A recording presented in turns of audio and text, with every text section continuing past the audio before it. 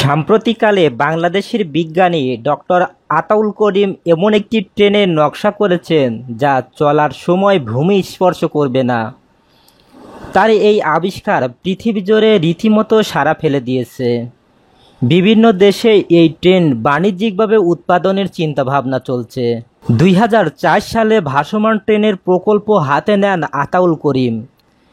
1.5 বছরের মাথায় ট্রেনটি প্রোটোটাইপ তৈরি করতে সক্ষম হন তিনি, যেখানে ওল্ড ড্যামিয়ান ইউনিভার্সিটির গবেষকরাও 7 বছরের চেষ্টা করেও সফলতা পায়নি।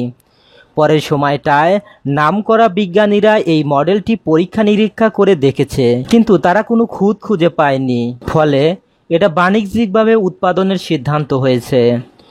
ট্রেনের প্রচলিত ধারাকে পেছনে ফেলে আতাউল করিম সম্পূর্ণ নতুন পদ্ধতিতে এই ট্রেনের ডিজাইন করেছেন।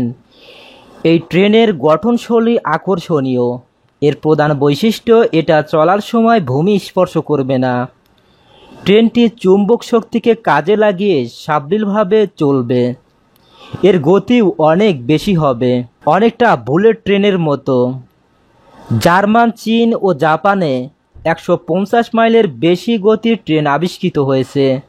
তবে এগুলোর সাথে আতাউল করিম ভাসমান ট্রেনের পার্থক্য হচ্ছে, এই ট্রেনে প্রতি মাইল ট্র্যাক বসানোর জন্য গড়ে খরচ পড়ে $11 কোটি। আর সেই জায়গায় আতাউল করিমের আবিষ্কৃত এই ট্রেনের খরচ হবে মাত্র $1,20,00,000 থেকে $30 লাখ। ডক্টর আতাউল করিমের সংক্ষিপ্ত জীবন। আতাউল করিম ঢাকা বিশ্ববিদ্যালয় থেকে পদার্থবিজ্ঞানে উচ্চতর ডিগ্রি নিয়ে যুক্তরাষ্ট্রের অ্যালাবামা ইউনিভার্সিটি থেকে পদার্থবিজ্ঞানে MS, ইলেকট্রিক্যাল ইঞ্জিনিয়ারিংয়ে MS এবং ইলেকট্রিক্যাল ইঞ্জিনিয়ারিংসে PhD ডিগ্রি লাভ করেন যথাক্রমে 1978, 1979 এবং 1981 সালে। পেশাগত জীবনে তিনি অত্যন্ত সফল। বর্তমানে তিনি বিশ্বের মেধাসম্পন্ন 5,000 ছাত্র ও গবেষকের নেতৃত্ব দিচ্ছেন অন্তত 66টি অনুষদে।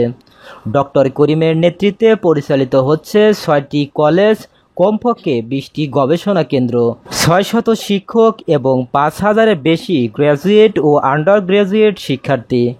ধন্যবাদ এতক্ষণ আমাদের সাথে থাকার জন্য। নিত্য নতুন আপডেট খবর পেতে আমাদের চ্যানেলটি সাবস্ক্রাইব করুন।